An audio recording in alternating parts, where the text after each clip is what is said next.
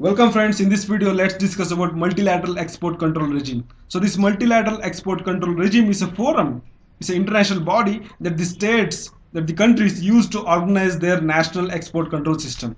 So various countries produce the state-of-the-art advanced technologies including conventional arms, dual-use goods and technologies like goods and technologies which can be used for dual purposes for the civilian and for military purposes as well, and the technologies related to nuclear related technologies and chemical and biological technologies, and these important technologies need to be regulated in the international forum.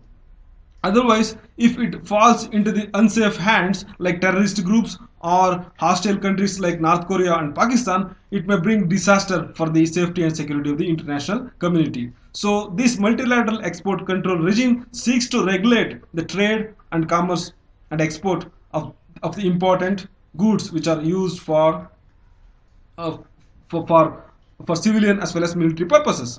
So India wants to be a member of these groups. India is not a member of any of these groups. So if by being a member of this group, India has certain advantages. This include involving in the management of global commerce in the advanced technologies, and similarly India can safeguard its own interest related to trade and commerce of important goods and technologies, because India is largest importer of military weapons.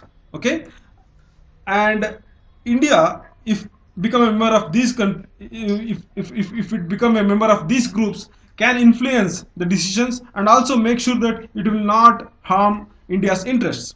The decisions do not harm the India's interests. So that is the main aim of India for being a member of these groups. So let's look at this one by one. The first one is Wassenaar Arrangement. This is related to the export control for the conventional arms and dual-use technologies. And the second group is called Nuclear Supplier Group. This is for the control of nuclear related technology. The third one is Australia Group. This Australia Group for the control of chemical and biological technology that could also be used as a weapon. And the fourth is related to Missile Technology Control Regime for the control of rockets and other aerial vehicles capable of delivering weapons of mass destruction. So these are the four important multilateral export control regime which seeks to regulate the export of these products. Okay, and the first one is Wassenaar Arrangement. It's a multilateral export control regime. It has 41 participating countries. So this Wassenaar Arrangement has been established in order to contribute. The main aim of this arrangement is to contribute to the regional and international safety and security. Okay, by promoting transparency and greater responsibility in the transfer of conventional arms and dual-use goods and technologies, thus preventing destabilizing accumulations.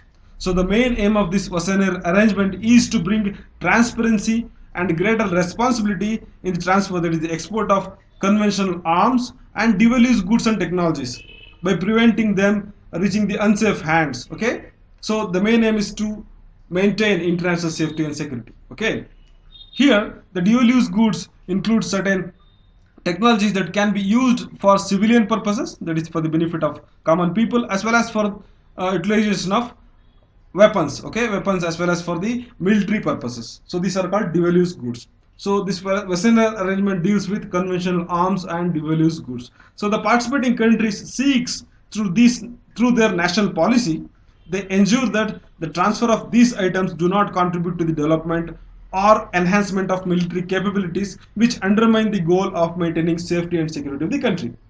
So this is the main aim of these participating countries.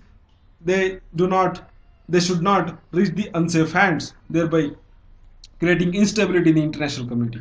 So these participating countries meet every 6 months and they exchange information related to their with their respective trade with various non-Wassenaar member countries. So if Wassenaar member country like United States has export as trade dealings related to certain conventional arms during these last previous 6 months, it will exchange this information with other Wassenaar Arrangement countries, and other member countries will also do the same with their mutual partners. So this helps in regulating, it helps in transparency in the international trade related to conventional arms and dual use purpose vehicles. So there are 8 broad weapon categories mentioned in the mentioned in this Wassenaar Arrangement, and these categories are regulated. Okay, these include battle tanks, armored combat vehicles,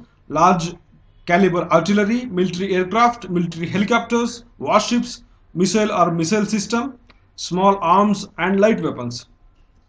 So here the list, the restricted technologies is broken into two important parts. That is, as I discussed previously, dual-use goods and technologies, also known as basic goods.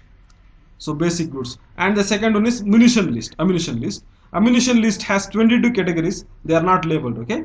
And the dual-use goods, that is the basic list, includes 9 categories.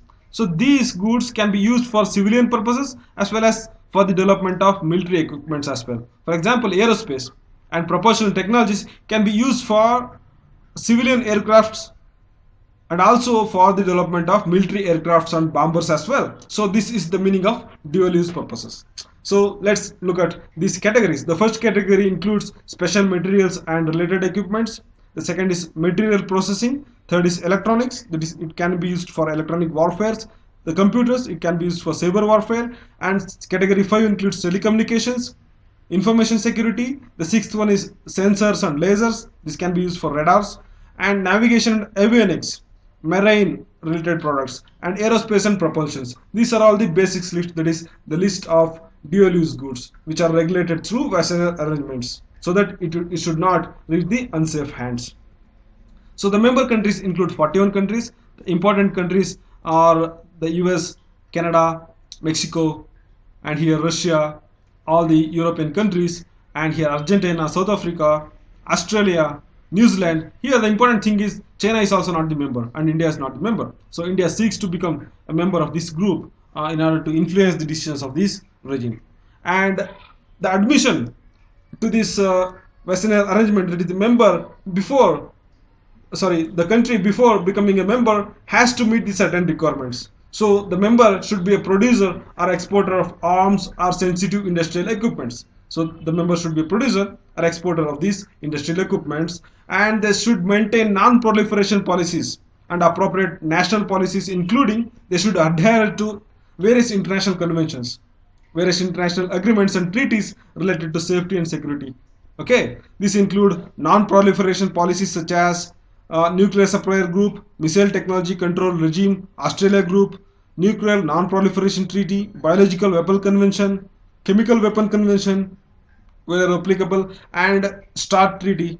So the principle and philosophies of these treaties should be adhered, should be followed by the member country in order to become a member to the Wassenaar Arrangement. So India fulfill all these criteria. So India has to become a member because of the global clout, increasing global clout in the economic as well as diplomacy. Okay, so thanks for watching. In our next video, let's look at Australia Group and other 3 important multilateral export control regime. So thanks for watching.